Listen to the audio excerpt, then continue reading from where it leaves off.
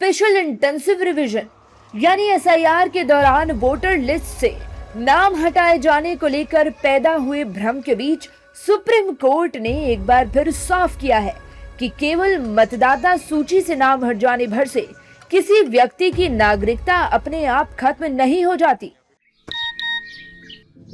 रिंकू, हाँ जी, अबे आगे तो चलो ना। सत श्री अकाल बीजी। सत श्री अकाल पुत्र। ਹੁਣ ਸਾਫ਼ ਦਿਖ ਰਿਹਾ ਬੀਜੀ। बहुत साफ दिसता। ਬੀਜੀ ਇੰਨੇ ਚਿਰ ਬਾਅਦ ਨਵਾਂ ਚਸ਼ਮਾ ਬਣਵਾ ਹੀ ਲਿਆ। किसे अपने ने पैसे भेजे ने? ते हर महीने भेजणगे। ਵਾਹ, ਫੋਨਾਂ ਤੇ ਟੂੰ ਟੂੰ ਹੋਊਗੀ ਤੁਹਾਡੇ 1 ਤਰੀਕ ਤੋਂ ਬਾਅਦ। ਇਹ ਤੁਹਾਡੇ ਪੈਸੇ ਨੇ, ਇਹਦੇ ਨਾਲ ਕੋਈ ਅਮੀਰ ਨਹੀਂ ਹੋ ਜਾਣਾ ਤੁਸੀਂ। ਮਾਵਾਂ ਭੈਣਾਂ ਨੂੰ ਸਤਿਕਾਰ ਦੇ ਕੇ ਮੈਨੂੰ ਖੁਸ਼ੀ ਮਿਲਦੀ ਹੈ ਇਸ ਗੱਲ ਦੀ। ਮੁੱਖ ਮੰਤਰੀ ਮਾਵਾਂ ਧੀਆਂ ਸਤਿਕਾਰ योजना ਤੁਹਾਡਾ अपना भगवंत मान। अदालत ने दोहराया कि नागरिकता तय करने की अलग कानून प्रक्रिया है और चुनाव आयोग को किसी की नागरिकता तय करने का अधिकार नहीं है। पश्चिम बंगाल में एसआईआर से जुड़ी एक याचिका पर सुनवाई के दौरान सुप्रीम कोर्ट ने अपने बिहार एसआईआर मामले के फैसले का हवाला देते हुए ये टिप्पणी की। एपेक्स कोर्ट ने कहा, बिहार एसआईआर जजमेंट में हमने साफ किया था कि जैसे ही कोई फैसला हो, चुनाव आयोग की ये जिम्मेदारी है कि नागरिकता कानून के तहत फैसला लेने के लिए उसे इसे मंत्रालय को भेजना होगा। जब तक यह तय नहीं होता, यथास्थिति बनी रहे। हमारा जजमेंट स्पष्ट है। आर्टिकल 9, 10, 11 और 12 के संबंध में चुनाव आयोग संवैधानिक अथॉरिटी नहीं है। चुनाव आयोग का नियंत्रण वोटर लिस्ट पर है। वह किसी को नहीं शामिल करने का फैसला ले सकता है, लेकिन इससे नागरिकता का दर्जा अपने आप खत्म नहीं हो सकता।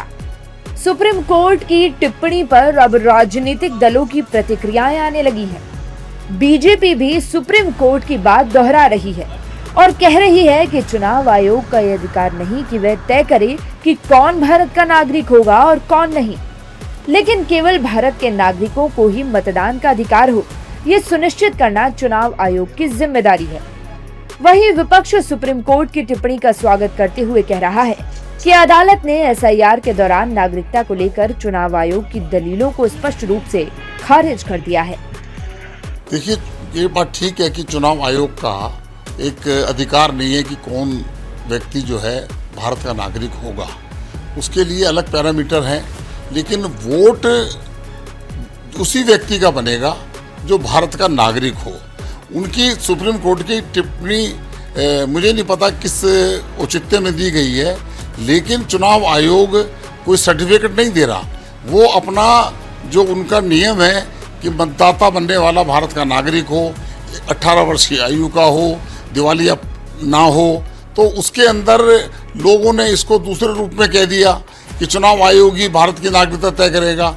बिल्कुल सही माननीय सुप्रीम कोर्ट का जो निर्णय आया है वो स्वागत योग्य है, हम समझते हैं। और क्योंकि एसआईआर के दौरान जो दलील इलेक्शन कमीशन ने दिया था, उस दलील को एक तरह से निरस्त कर दिया है और ये बात कह दिया है कि नागरिकता तय करने का अधिकार चुनाव आयोग को नहीं है। और ये हकीकत है, ये संवैधानिक व्यवस्था इसी प्रकार की है। सारे रीजनेबल लोग वही कह रहे हैं। इलेक्शन कमीशन के काम है इलेक्शन लिस्ट को इंश्योर करना, सारे वोटर को वोटाधिकार के इंश्योर करना, वोटिंग सिस्टम को पीसफुली ऑर्गेनाइज करना और वोटिंग रिजल्ट डिक्लेयर करके नया सरकार बनाने में मदद करना। इसके अलावा उसका काम नहीं है। कॉन्स्टिट्यूशन उसको काम कुछ दिया है, मगर ये लोग कॉन्स्टिट्यूशन को तोड़ मोड़ के सारे पावर अपना हाथ में लेने की कोशिश करें। ये एंटी कॉन्स्टिट्यूशनल है, एंटी डेमोक्रेटिक है। Nowhere in the world the election commission decide the citizenship. तो ये लोग इस देश के लोगों को गुमराह कर करके और अपने तरह के सिस्टम बनाना चाहते हैं। ये आज जितने डेमोक्रेटिक इंस्टीट्यूशन हैं वो सरकार के एजेंट की तरह काम कर रहा, और तब लगता है कि क्या ये डेमोक्रेसी बचेगी या नहीं बचेगी। तो मुझे ये लगता है कि अपने हिसाब से अपने तरह का वोटर तैयार करके सत्ता में किसी तरह बने रहने की कोशिश है ये एसआईआर।